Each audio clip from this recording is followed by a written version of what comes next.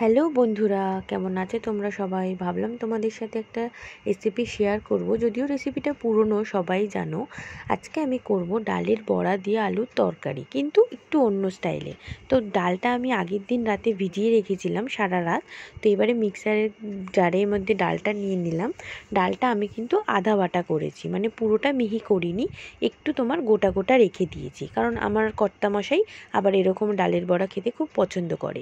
এবার বড়া বানানোর জন্য আমি ডালটার মধ্যে নুন, হলুদ, একটু আদা বাটা, একটু রসুন বাটা আর পেঁয়াজ কুচি সামান্য দিয়েছি।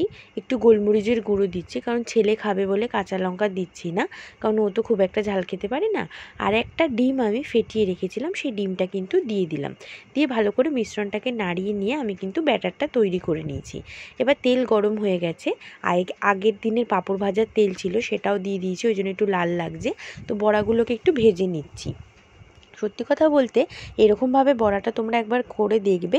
বড়াগুলো ঝোলে দেওয়ার পর কিন্তু তালে আর ভাঙবে না, আর বড়াগুলো খেতে খুব দারুণ হয়, সফট হয়। তো আমার লাল লাল করে বড়াগুলো ভাজা হয়ে গেছে।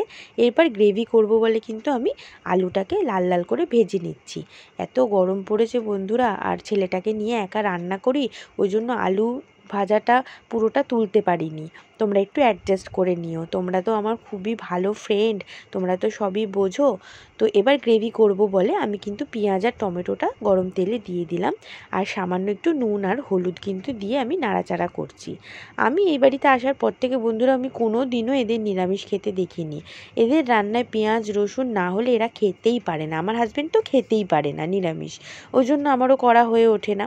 তো যথারীতি আমার টমেটো আর পেঁয়াজটা ভাজা হয়ে গেল। আমি কিন্তু তাতে আদা আর রসুন বাটাটা অ্যাড করে তারপর আস্তে আস্তে জিরের গুঁড়ো, ধনিয়ার গুঁড়ো, লঙ্কার গুঁড়ো, সামান্য চিনি অ্যাড করলাম।